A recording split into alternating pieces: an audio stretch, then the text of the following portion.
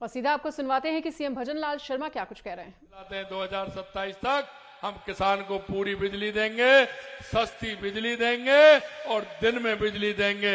ये हमने कहा है, ये हम आपको करके दिखाएंगे। चौथा हमारा था कि हमारा वो युवा, हमारी वो बहन, हमारा वो भाई जो सपने सजोता है, पिताजी को विश्वास दिलाता है कि पिताजी मैं आपका सहारा बनूंगा। क्योंकि किसान अगर अकेली खेती पर निर्भर होता है तो उसकी स्थिति ठीक नहीं रहती है। किसान अकेले खेती पर निर्भर, क्योंकि खेती धीरे धीरे हमारा पानी के कारण, महंगाई के कारण किसान के लिए दिक्कत पैदा देता है। हमने कहा किसान के बेटे को कहीं ना कहीं जोड़ना, उसको रोजगार देना, किसान के पशुपालन के माध्यम से उसको जोड़ना। तो और मैं भाई और बहनों, मैं इतना ही कहना चाहता हूं कि आपने देखा होगा, हमने वायदा किया था, विजय सिंह जी कह रहे थे कि हमने वायदा किया है 5 साल में 4 लाख सरकारी नौकरी देंगे। आपने देखा होगा हमने 60,000 नियुक्तियां पत्र दे दिए, अगले महीने 15,000 और दे देंगे। जुलाई में हमारा 1 साल होगा, क्योंकि बजट हमारा जुलाई में आया था, और जुलाई तक हम 1 लाख नियुक्ति देने का काम करेंगे। 1 लाख नियुक्ति देने का काम करेंगे। हमने ये भी कहा है कि हम 4 लाख नौकरी देंगे। तो आपने देख लिया होगा 2025 का 81,000 वैकेंसियों का हमने कैलेंडर निकाला है, जिससे हमारा भाई, हमारी वो बहन आराम से तैयारी करें। तैयारी करते हुए हर विषय का हमने डेट दिया है कि इस डेट को ये पेपर होने वाला है, और हम आगे ये भी करने वाले हैं कि इसका परिणाम किस दिन आएगा और इसका नियुक्ति पत्र किस दिन मिलेगा, ये भी हम सुनिश्चित करेंगे। क्योंकि हमारे मन में किसी तरह का ये भाव नहीं है कि ये मेरा होगा, तेरा होगा।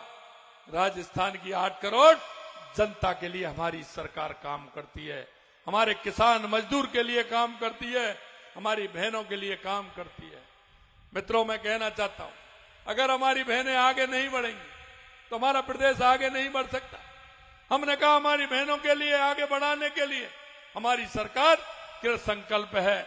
चाहे हमारी लाड़ो योजना हो, लाड़ो योजना के माध्यम से हम काम करें, और इस तरह की हमारी योजना की बहनों को शिक्षा बिल्कुल फ्री करके उनको जगह जगह जहां भी कहीं आवश्यकता हो, हम हॉस्टल का भी निर्माण करेंगे और हमारी बहनों को आगे बढ़ाने का काम करेंगे।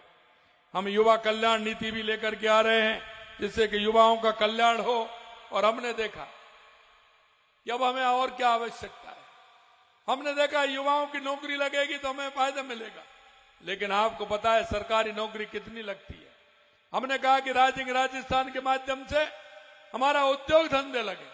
हमने हर जिले में जिला स्तर पर राजस्थान भी किया और प्रदेश स्तर पर भी राजस्थान किया, और ईश्वर की कृपा है 35 लाख करोड़ रुपए के उस एमओयू हमारे राजस्थान में हुए। हम हमारे उन लोगों को जो दूर, किसान का बेटा, मजदूर का बेटा जो दूर बैठा है, उसको कैसे फायदा मिल सकता है, इस क्षेत्र में भी हमने काम किया। और उस क्षेत्र में काम करते हुए आपने देखा है कि हम हर क्षेत्र, हर जिले में इस तरह की योजना हमारी बन रही है जो हमारे युवा को उद्योग धंधे मिले। हमने ये भी कहा कि हमारा 10वीं से लेकर के चाहे हमारा ग्रेजुएट है, उसकी हम एक फॉर्म भरवा रहे हैं सभी का।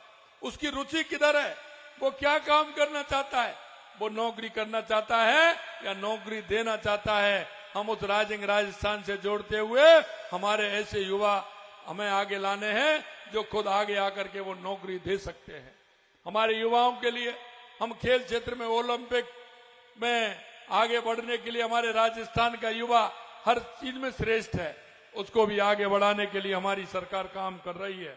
हमने यही नहीं, हमने भर्ती प्रक्रियाओं के समय पर पूरा करने पर सरल बनाने के लिए भी कई नीतिगत फैसले लिए हैं।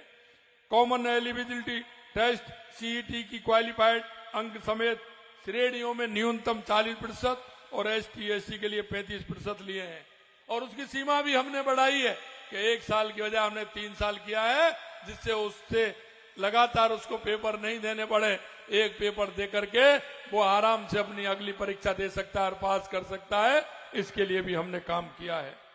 भर्ती प्रक्रिया में समय कम लगे इसके लिए दस्तावेज सत्यापन कार्य के लिए हमने हर विभाग को दिया है। पहले क्या होता था,